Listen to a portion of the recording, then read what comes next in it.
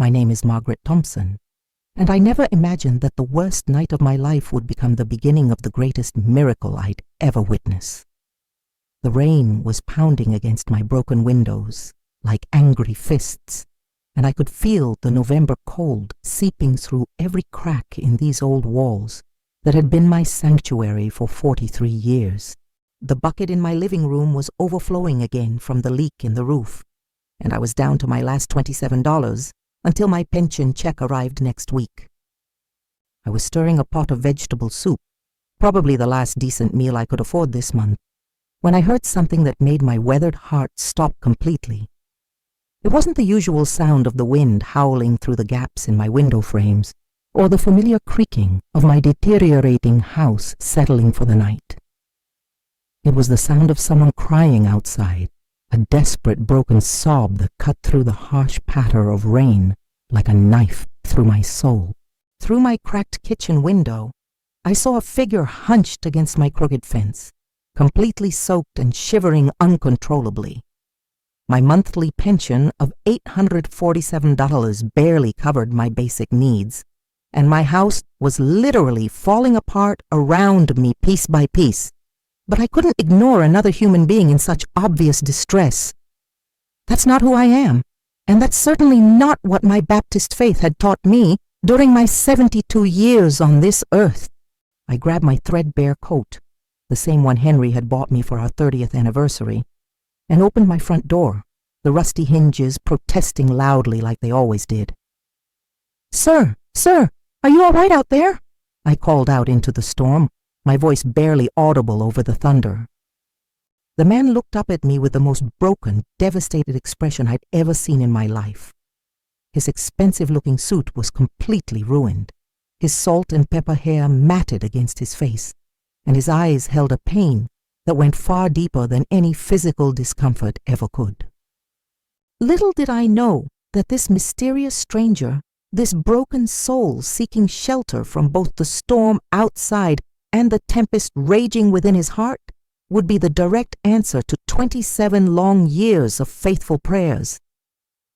27 years of kneeling beside my squeaky old bed every single night, asking God with all my heart to please help me fix this crumbling house that held every precious memory of my beloved late husband Henry and our beautiful life together.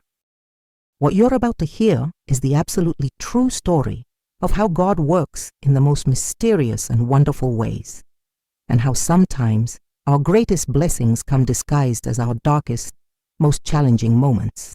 I'm Margaret Thompson, 72 years old, a widow, a woman of faith, and I've learned through decades of both joy and sorrow that when we open our hearts completely to help others in their time of need, we simultaneously open the door for incredible miracles to enter our own lives in ways we never could have imagined.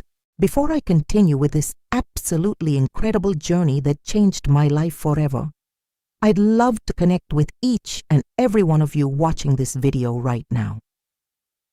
Please take just a moment to subscribe to this channel to hear more true stories like this one that will touch your heart and strengthen your faith. Give this video a big thumbs up if it touches your soul in any way, and leave a comment down below, telling me what city and country you're watching from right now.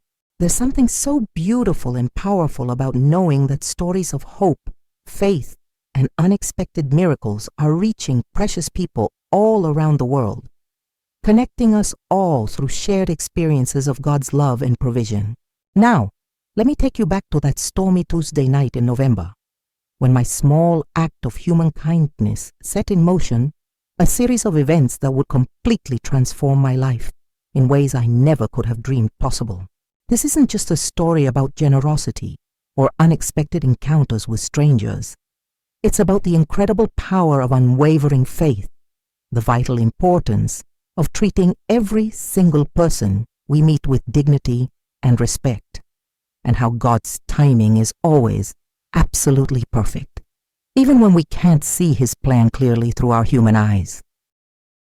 The man standing at my broken fence looked like he'd lost absolutely everything that mattered to him, and in many ways, I would later discover, he truly had.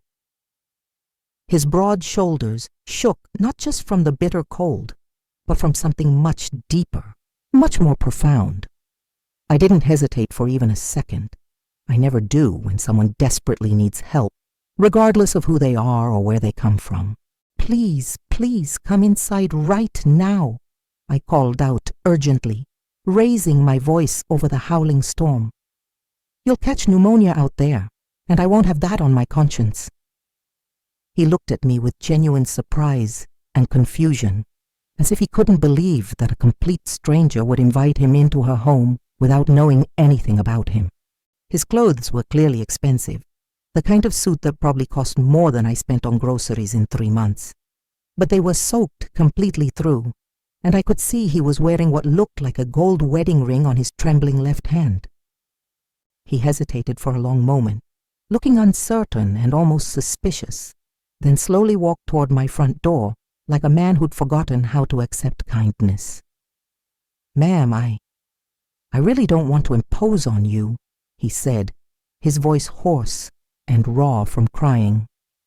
"I just needed somewhere quiet to think clearly for a few minutes." Up close, I could see he was probably in his early 50s, with kind but deeply troubled eyes despite the obvious pain etched across his handsome face. "Absolute nonsense," I said firmly, ushering him inside without another word. "I'm Margaret Thompson, and you're not imposing at all, not even a little bit.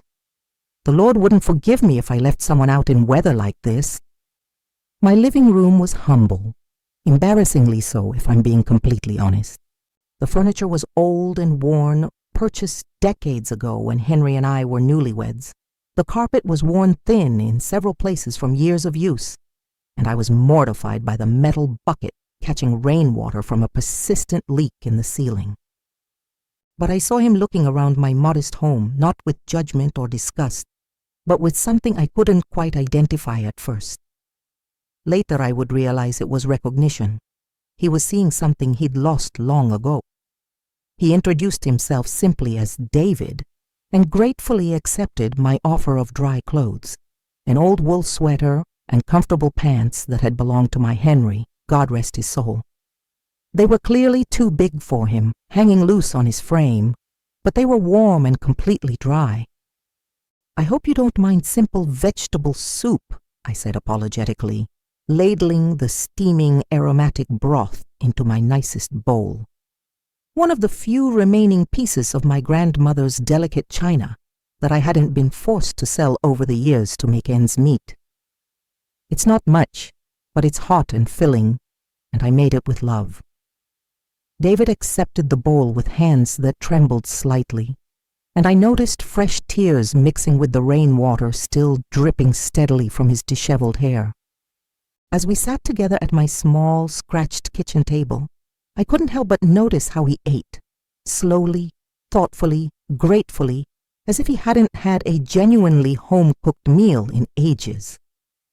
"This is absolutely delicious," he said quietly, his voice filled with surprise. "It reminds me of—" He trailed off suddenly, staring deeply into the bowl, as if it held answers to questions he'd been asking himself. "Of what, dear?" I asked gently, using the same soft tone I'd perfected during my years volunteering at the church counseling center. I've always been told I'm a good listener. It's something my fellow church members often mention, and there's something about my kitchen table that seems to make people want to open their hearts and share their deepest stories. "Of better times," he whispered, and I watched a fresh tear roll slowly down his weathered cheek. "Of times before I messed up everything good in my life." The raw pain in his voice was so intense, so real and heartbreaking, that I felt my own heart breaking for this mysterious stranger who had stumbled into my simple life like a wounded bird seeking shelter. I reached across the table without hesitation and patted his cold hand gently. "We all make terrible mistakes, David. Every single one of us. The important thing is what we choose to do next, how we pick up the pieces and move forward." I didn't know then that these simple words would echo in his troubled mind for hours to come, or that my humble kitchen would become the sacred place where he found the strength and courage to completely rebuild his entire life from the ground up. After David finished every drop of his soup, savoring it like it was the finest meal he'd ever tasted, I made us both some chamomile tea, using the last of my good tea bags, the ones I saved for special occasions, but I felt deep in my heart that this moment called for something special. The storm continued to rage violently outside, rattling my windows and shaking my old house, and I could tell he was in absolutely no condition to venture back out into that terrible night. "Would you like to tell me what happened to bring you to my doorstep?" I asked gently, settling carefully into my favorite armchair, the one Henry used to lovingly tease me about because it was so worn that the stuffing was coming out in several places.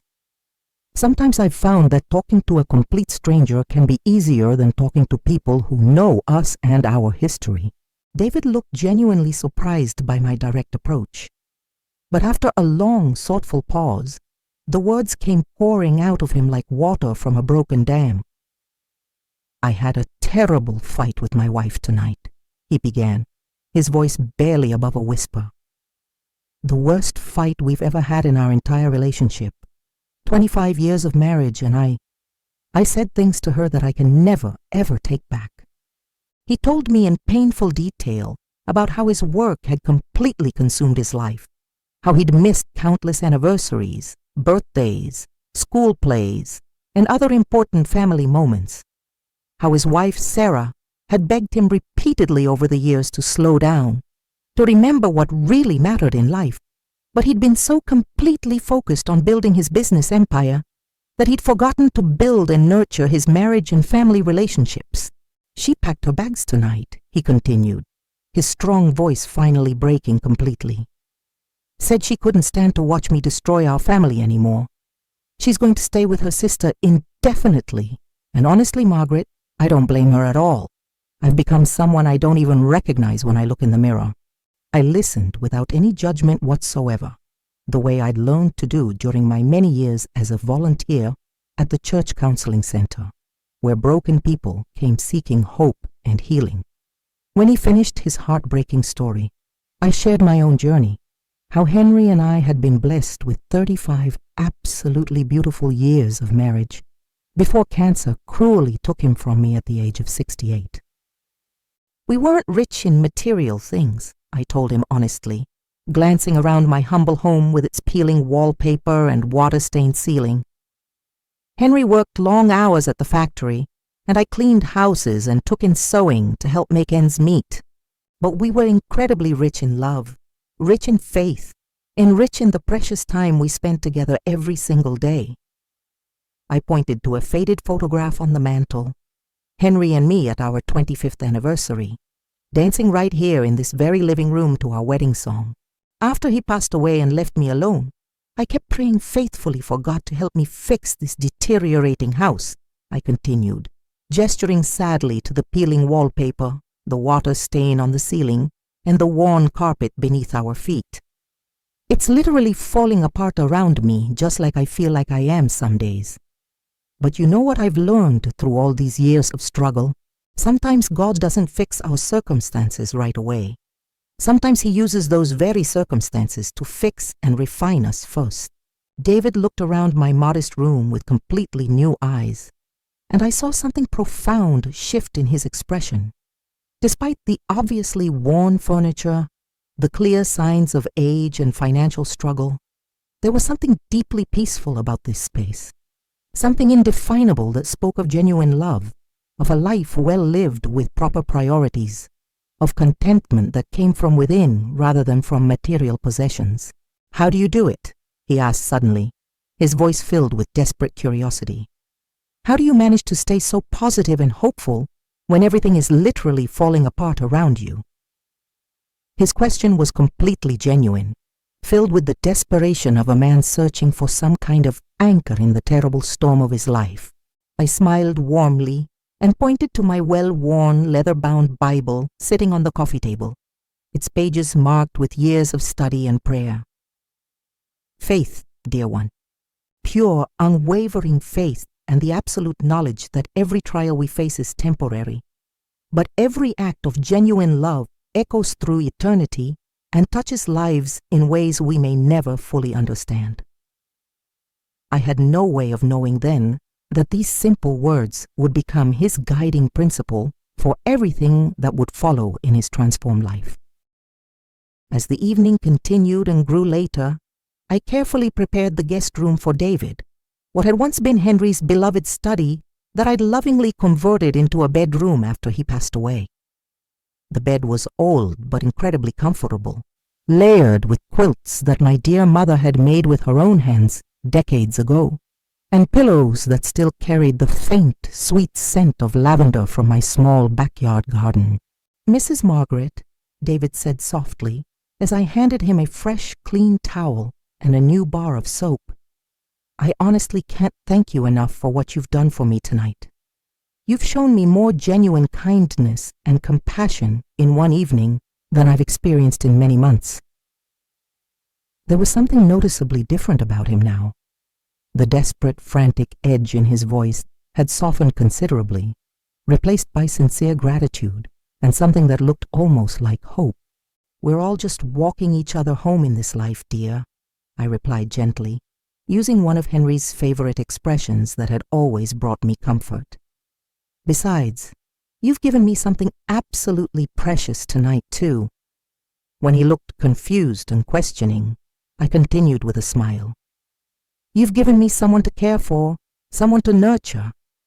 It's been such a long time since I've had that privilege, and it's filled my heart with joy." I left him to settle in comfortably and went to my own small bedroom, where I knelt beside my bed, as I had faithfully every single night for the past 27 years. "Dear Lord," I whispered into the darkness, "I don't know who this man is, or exactly why you brought him to my door tonight, but I can see clearly that he's hurting deeply. Please heal his broken heart and help him find his way back to what matters most in this life." What I didn't know was that David was lying wide awake in the next room, staring at the ceiling and thinking deeply about everything I'd shared with him that evening. The unexpected comfort of the clean, soft sheets, the warmth of genuine hospitality given freely without expectation, the profound peace that seemed to permeate every corner of my humble home. It was everything his enormous mansion lacked, despite all its luxury and expensive furnishings. He later told me that he spent countless hours that night thinking about his wife Sarah, about their daughter Emma, who was away at college, studying to become a teacher, about all the family dinners he'd missed for supposedly important business meetings that now seemed utterly meaningless. He thought about the empire he'd built, Davidson Construction, one of the most successful and respected construction firms in the entire state, and realized with crushing clarity that it had cost him everything that truly mattered in life. Around 3 o'clock in the morning, he got up quietly and looked out the window at my small backyard. Even in the darkness, illuminated only by the street light, he could see the obvious care and love I'd put into my tiny garden, the way I'd thoughtfully arranged everything to make the most of the limited space I had available. There was a quiet dignity in the simplicity, a genuine beauty in the way I'd managed to create something lovely and meaningful, despite having so little to work with. When morning finally came, bringing with it pale sunlight that streamed through my clean windows, he appeared in my kitchen looking more rested and peaceful than he had in many months. I made us both coffee, the good stuff I saved for special occasions and Sunday mornings, and scrambled the last 2 eggs I had in the refrigerator, serving them with toast made from homemade bread I'd baked earlier in the week. We ate together in comfortable, companionable silence, both of us somehow knowing that this magical, transformative night was coming to an end. "Margaret," he said finally, setting down his coffee cup and looking directly into my eyes, "you've literally saved my life tonight. I mean that with complete sincerity. I was in a very dark place when you found me out there." His eyes were clear now, focused and determined in a way they hadn't been the night before. "I need to go home immediately and try to save my marriage, try to remember and reclaim who I used to be before ambition and greed consumed everything good and decent in me." I walked him slowly to the front door, neither of us wanting this special time to end, and he turned to embrace me. A real, heartfelt hug, the kind that communicates more than words ever could. "If you ever need anything at all," he said earnestly, pressing something into my weathered hand, "please don't hesitate to call me." I looked down to see an elegant business card, but I didn't really examine it closely until after he'd driven away in a sleek car that had been parked around the corner all night. 3 long weeks passed after David left my home, and I found myself thinking about him often during my daily prayers and quiet moments of reflection. I genuinely hoped and prayed that he'd been able to reconcile with his wife Sarah, that he'd successfully found his way back to what mattered most in his life. I kept his business card on my kitchen table next to my Bible, though I never had any intention of actually using it. I just liked having a tangible reminder of that special, life-changing night when God had used me to help heal a broken soul. Then, on a Tuesday morning that started exactly like any other ordinary day, everything in my world changed completely. I was sitting at my kitchen table having my morning coffee and reading my daily devotions from my worn Bible when I heard the unmistakable sound of multiple trucks outside. Not just 1 or 2 vehicles, but what sounded like an entire convoy. I looked out my front window with curiosity to see a fleet of professional construction vehicles parked strategically in front of my house and stretching down the block. A professional-looking woman in a bright yellow hard hat and carrying an official clipboard approached my front door with confident steps.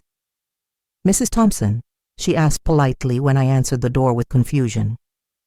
"I'm Jennifer Martinez, project manager for Davidson Construction. We're here to begin your comprehensive home renovation project."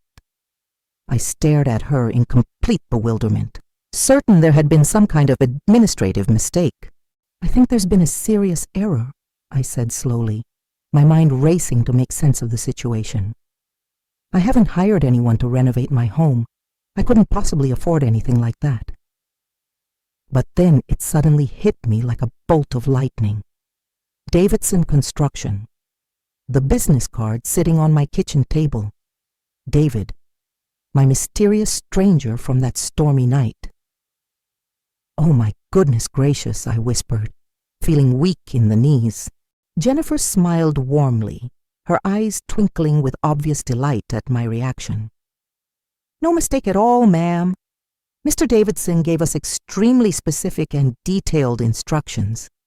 We're to completely restore your home to its original beauty and then some.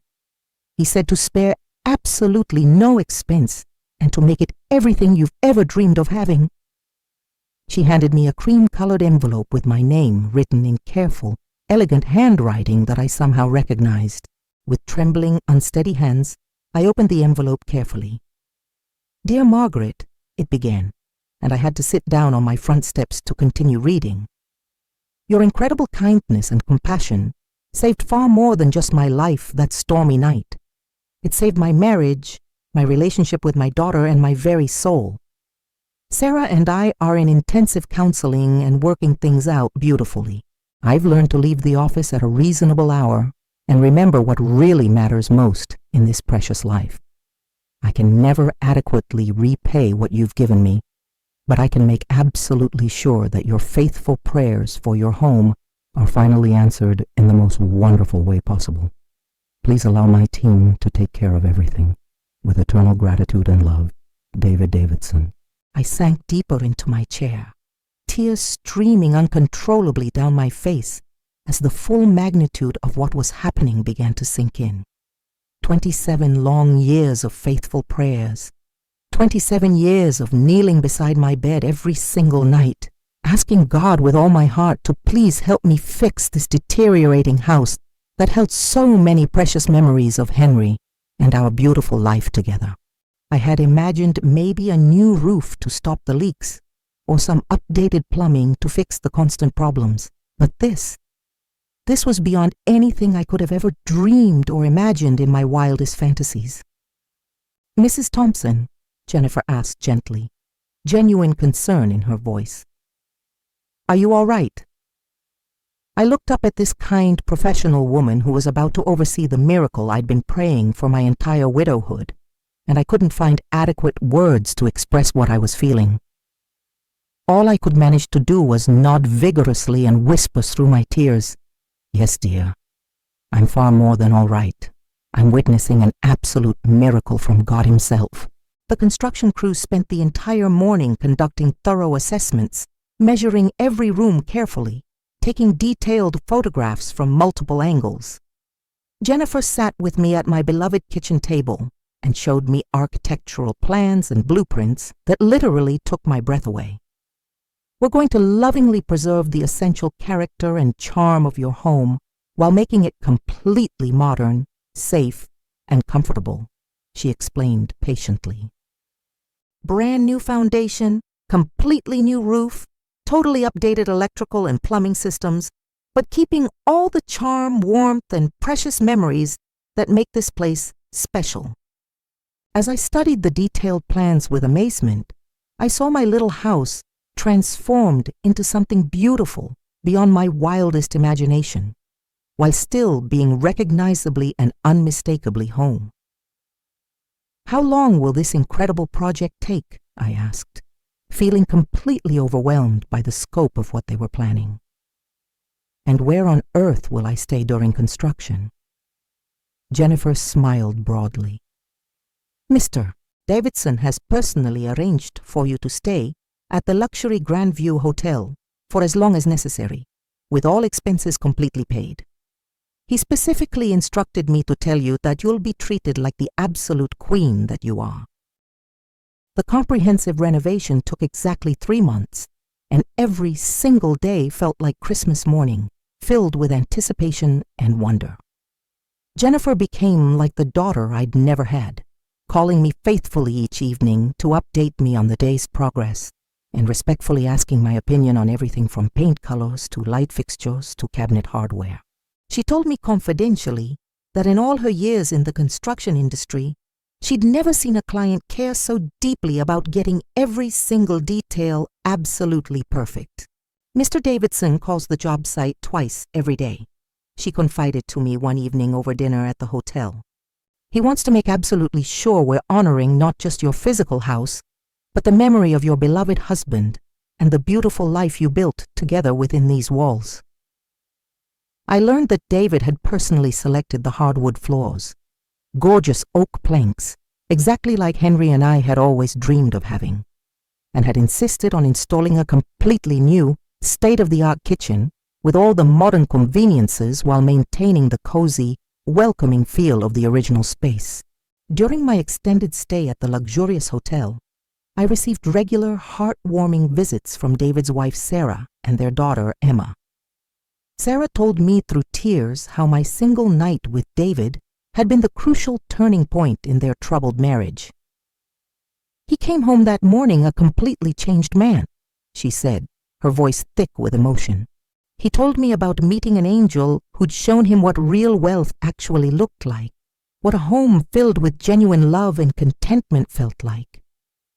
Emma, a sweet and intelligent college student studying social work with hopes of helping troubled families, brought me books and fresh flowers, and spent countless hours listening intently to my stories about Henry and our life together.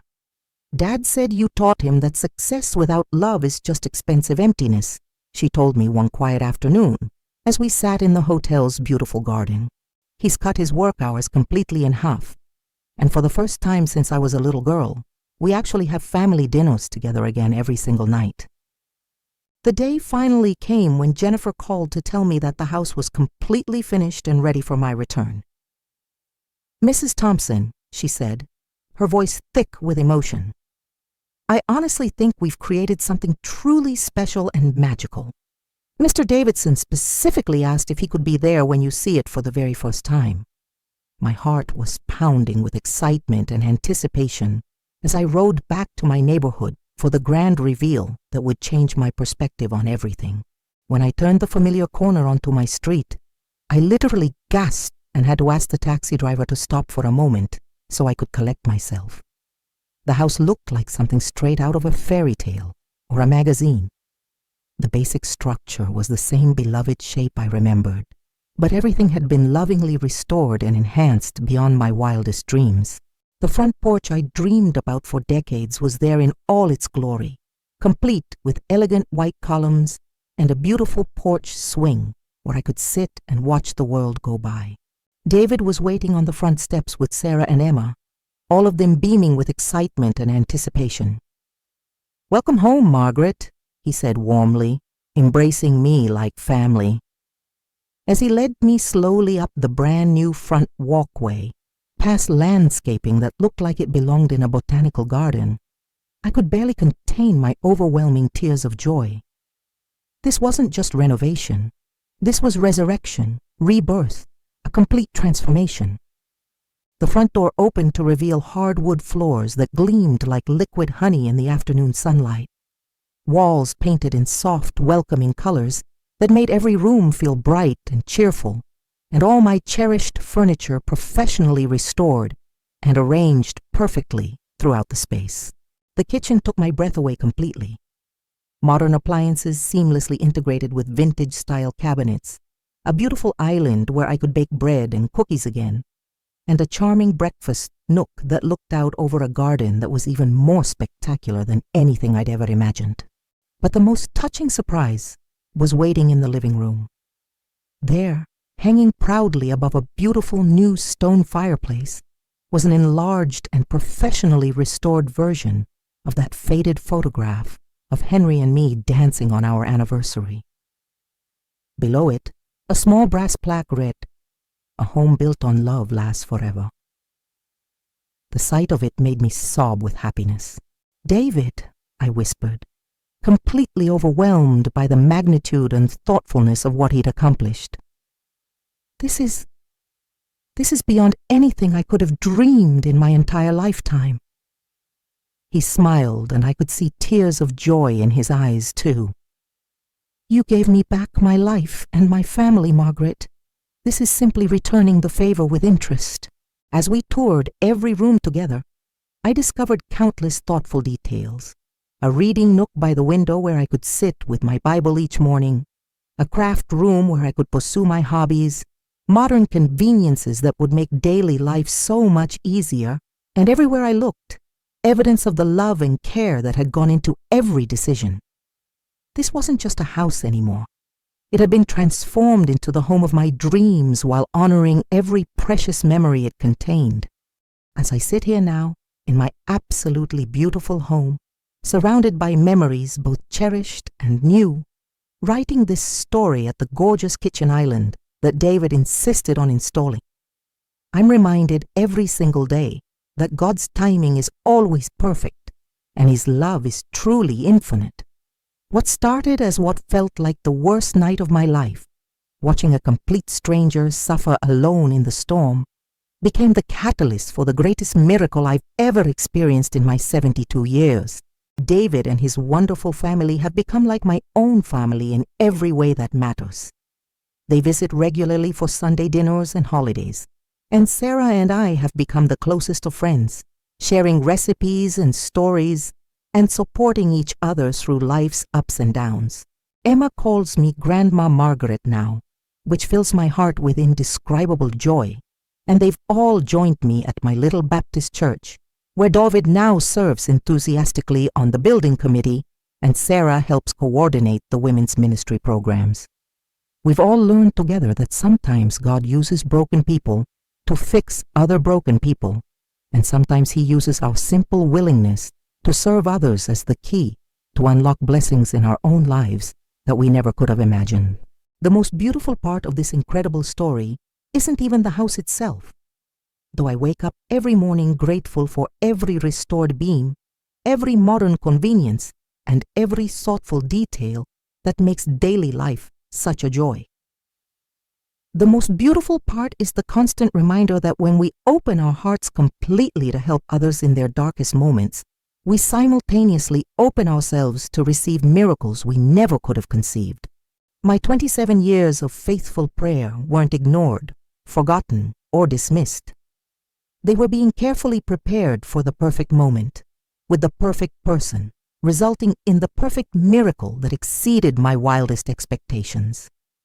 Sometimes the answer to our most heartfelt prayers walks up to our door in the middle of a storm, looking nothing like what we expected, carrying nothing we recognize, but bringing exactly what our souls need most. Faith, love, and kindness are never wasted. They're investments in a future we can't see, but God is already preparing. And sometimes, just sometimes, we get to witness the beautiful return on that investment right here on earth, in ways that remind us that we serve a God who delights in exceeding our expectations and showering us with blessings beyond measure.